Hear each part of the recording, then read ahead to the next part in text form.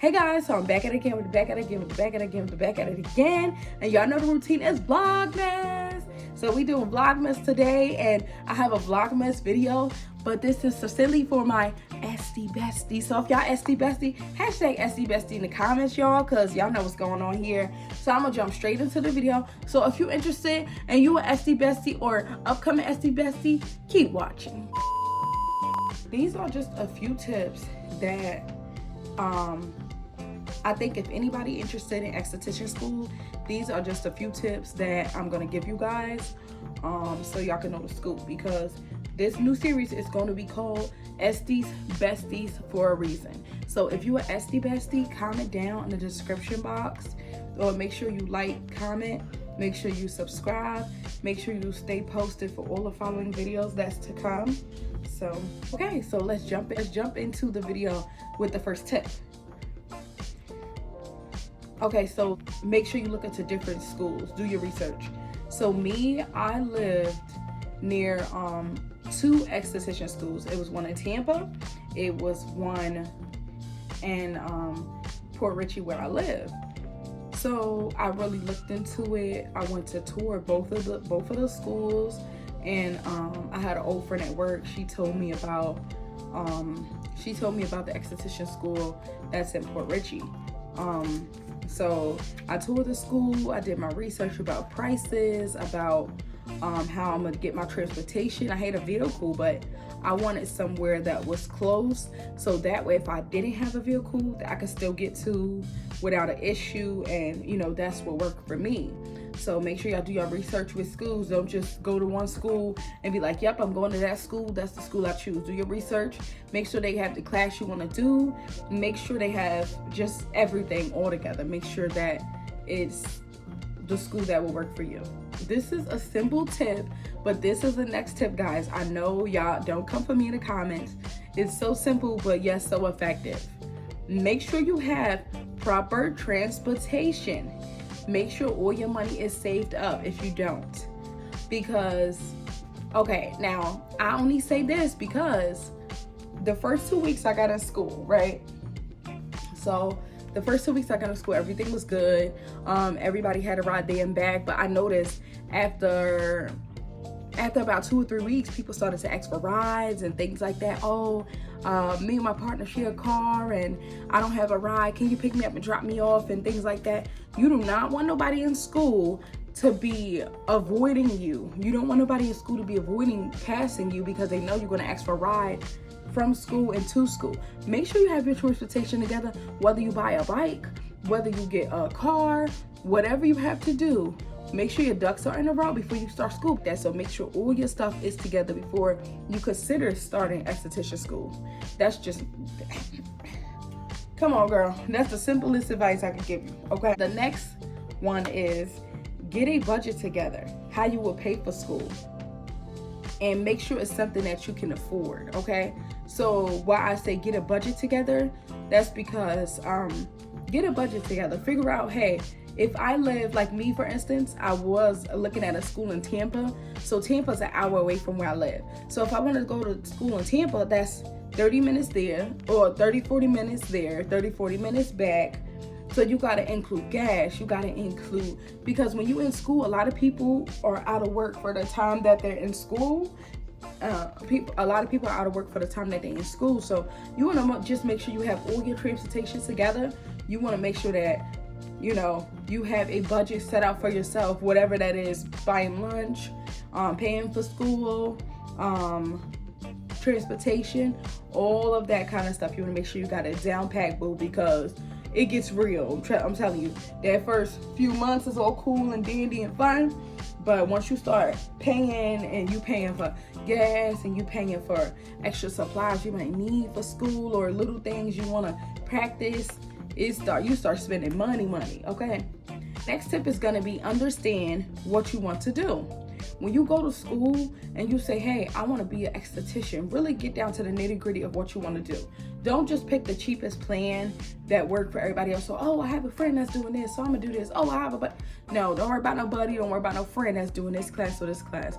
you want to make sure it's something that you truly want to do, because at the end of the day, this is something that you're paying over $10,000 for. And also, this is a field that you will be getting a degree in specializing in. So you want to make sure it's something you truly want to do. They have so many different that goes into my next, what is it called? Seeing what you want to do.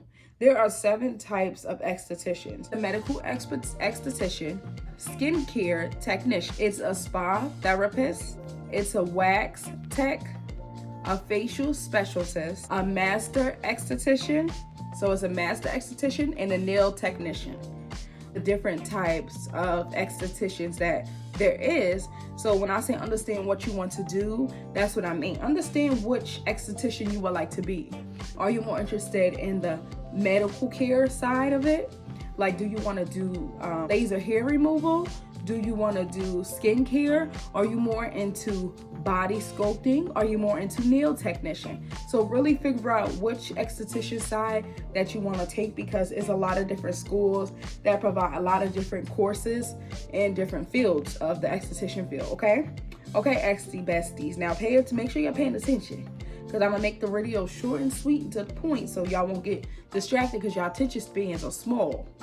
Okay, 3 different branches of working in esthetician field, okay? So there's going to be a spa, the salon, and a medical. So either you're going to be working in the medical field like a doctor's office or a surgical office.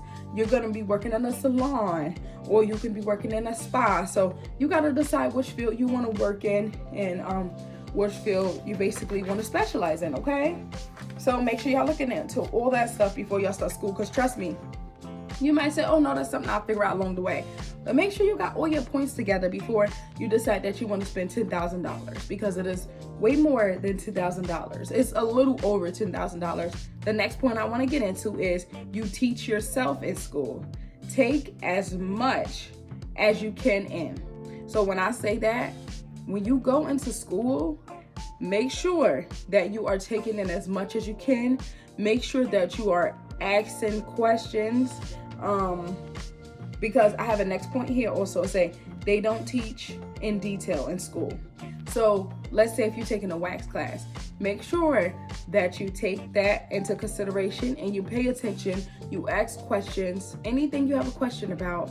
Why do the hairs stand up? Why the hairs are in different patterns? They ask anything you want, and get you a notebook so you can be able to write these things down, because when you're in school, they teach you just the basics. They teach you enough they teach you basically what you need to know to pass the state board test. They're not going to teach you details. So let's say if you want to get into eyebrow threading or anything, when you're in your school, take a course. Take as many courses, certification classes as you can before leaving. Take as many courses as you can before leaving. That way, when you get done with that course, you can practice it not only on your friends outside of school, but you can practice on your classmates in school.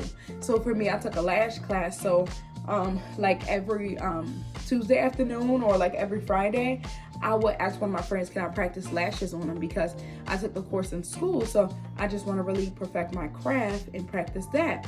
So guys, make sure y'all take all the certification classes they have.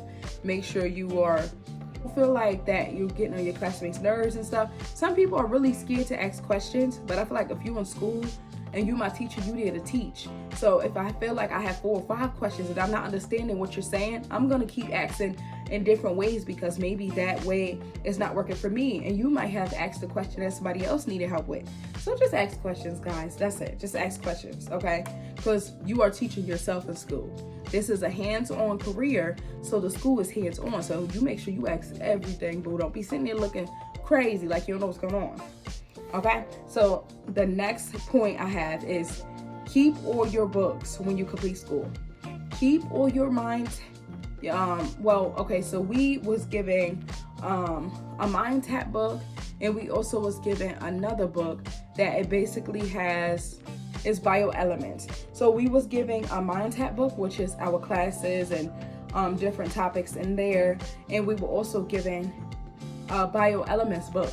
It goes so much in detail. It tells you what product it has. It tells you what skin types you use that product. It tells you in detail almond butter, what almond butter is good for, what skin type shouldn't use this product, things like that. So if you are using that brand of BioElement, you can always go back and refer to that. And also in the back of that book, it have products. Let's say almond oil. It'll say almond oil is good for people with dry skin or a combination skin and things like that. So if you want to make a product, or if you want to use a different products, you can look on the back of that and see what it has in it and go back and refer to it in your book. So you want to keep all your books because they will help you along the way when you get into the field of esthetician. Okay, so my next point is pick a niche. Pick a niche, start figuring out what you want to perfect.